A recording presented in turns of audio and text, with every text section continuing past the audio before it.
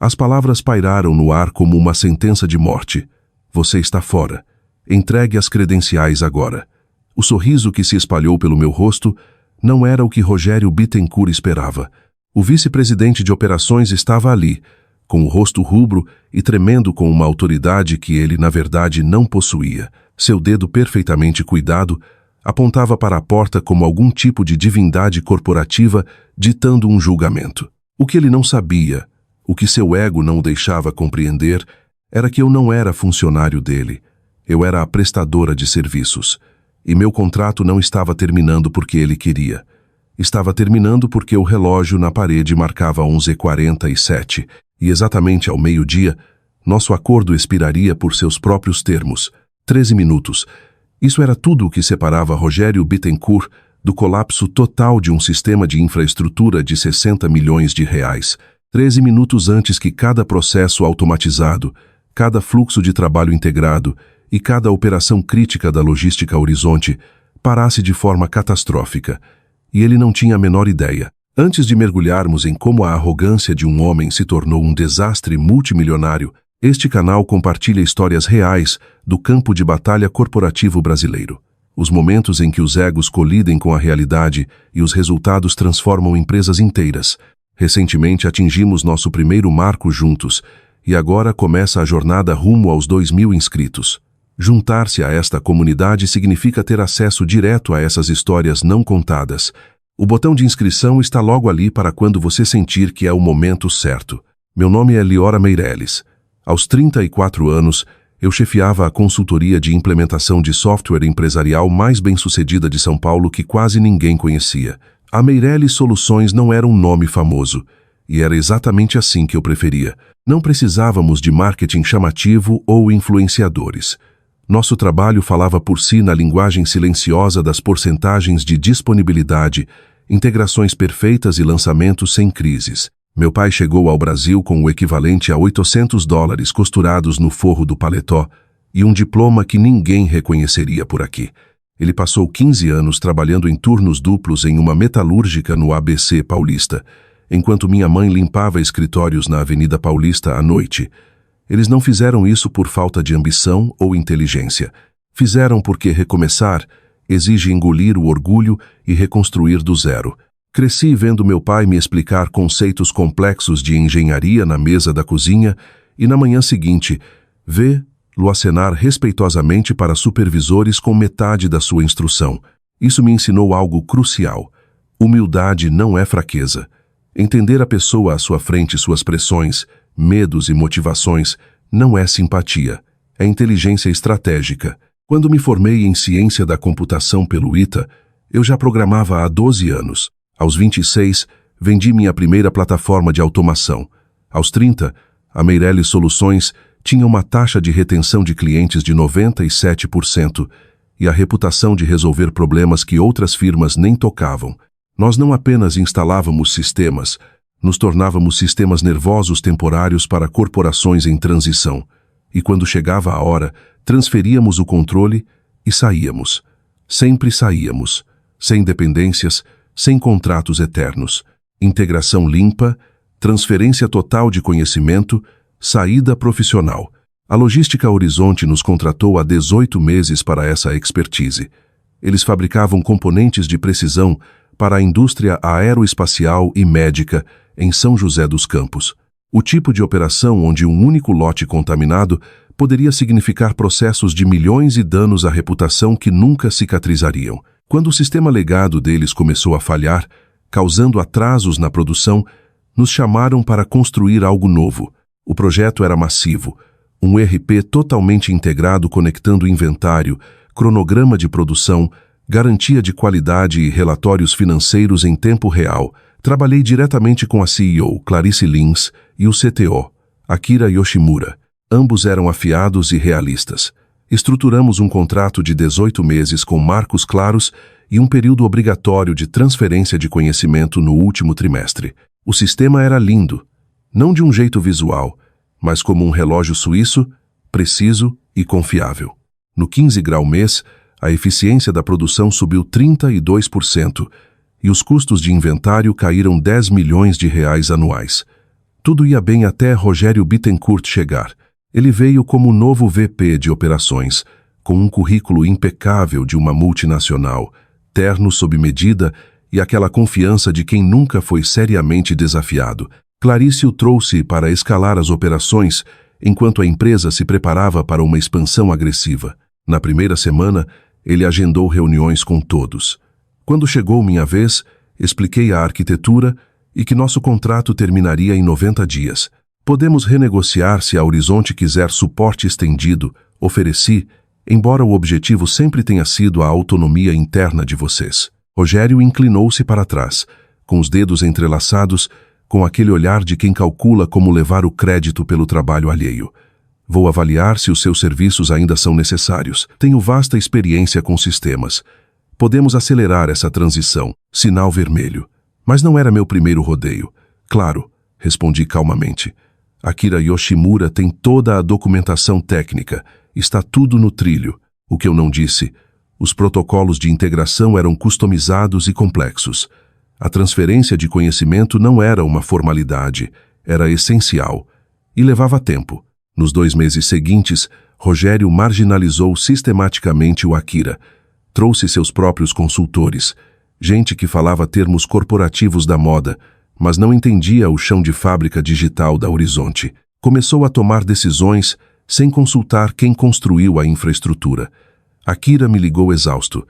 Ele vai quebrar alguma coisa, Liora. Ele ignorou 3 pontos de checagem de qualidade porque estavam atrasando a produção.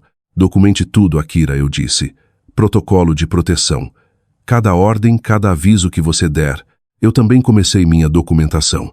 Cada interação com Rogério virava uma ata detalhada enviada com cópia para a Clarice e para o Akira, registrado com data e hora. Eu já conhecia esse filme.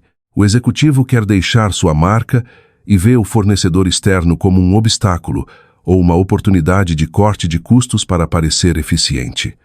Rogério estava no segundo grupo. Faltando 3 semanas para o fim do contrato, ele começou a enviar e-mails, sugerindo que a dependência externa estava impedindo a autonomia operacional.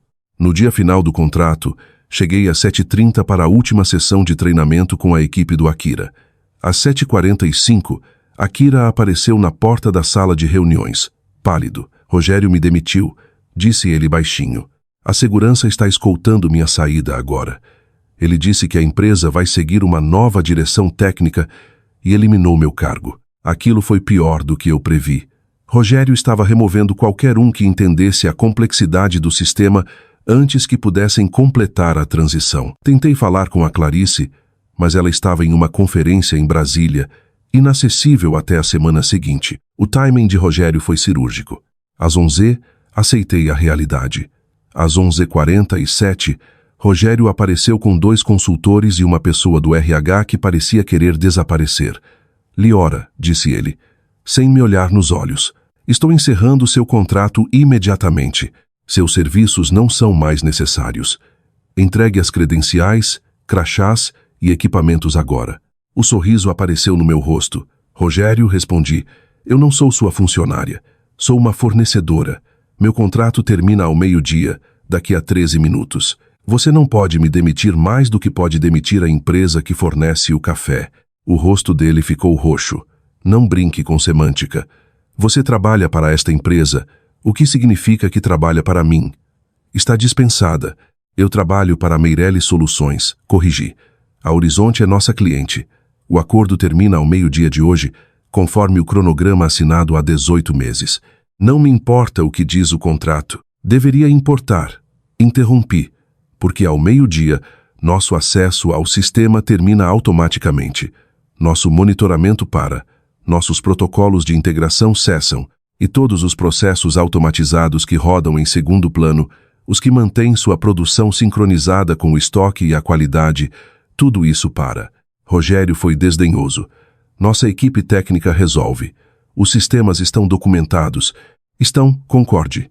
E se sua equipe tivesse vindo aos treinamentos, saberia como acessar essa documentação. Akira poderia guiá-los, mas você o demitiu hoje. Ele realmente não entendia. Achava que sistemas eram como ligar um interruptor. mas era uma arquitetura customizada integrando 17 sistemas diferentes, alguns legados da década de 90, outros de ponta. Entreguei o envelope com as senhas mestre e certificados de segurança, exatamente como o contrato exigia. Está tudo aqui. Rogério arrancou o envelope da minha mão. Você acabou aqui. Saia sozinha ou a segurança a acompanhará. Fechei meu laptop e peguei minha bolsa. 11h58. Boa sorte, eu disse. E era sincero, porque o que ia acontecer não machucaria Rogério gente como ele sempre cai de pé e culpa os outros. Machucaria os operários da linha de montagem, os especialistas de qualidade e os clientes esperando por peças críticas. Saí do prédio às 11h59. Entrei no meu carro no estacionamento.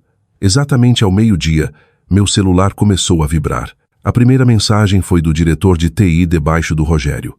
Sistema de produção jogando erros. Preciso de assistência imediata. Depois outra. Os dashboards de qualidade ficaram brancos. O que houve? Meu celular tocou. Era Rogério. Deixei cair na caixa postal. Tocou de novo. Atendi. O que você fez? Ele gritou. Tudo está travando. Conserte agora. Rogério, meu contrato terminou há 7 minutos. Não tenho mais acesso e nem autorização legal para mexer nos sistemas. Sua equipe técnica precisa assumir. Não venha com essa conversa. Você sabotou algo. Quero você aqui em 20 minutos ou chamo os advogados. Eu não sabotei nada, respondi com calma. Nossos sistemas se desconectaram no horário previsto no contrato. O plano de transição previa procedimentos para manter isso funcionando com sua equipe interna, mas você cancelou as sessões. A documentação não diz como resolver isso. Ele berrou. A documentação dá informação. O treinamento dava o entendimento. Você cancelou o treinamento. Houve um silêncio pesado. Diga seu preço. Volte e conserte. O momento clássico. Posso redigir um contrato de emergência até o fim do dia, eu disse. Dada a natureza urgente, os termos serão outros. Taxa de emergência triplicada.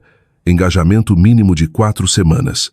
Pagamento antecipado. Isso é extorsão. Isso é valor de mercado para crise imediata com expertise especializada. Você pode tentar outras firmas se preferir. Ouvi gritos e alarmes ao fundo pelo telefone dele. Em quanto tempo o contrato fica pronto? Ele perguntou, com a voz murcha. O desastre foi pior do que eu esperava. Quando os protocolos caíram ao meio-dia, não apenas pararam os dados, fragmentaram bancos de dados em meio a operações de escrita. Cronogramas foram corrompidos.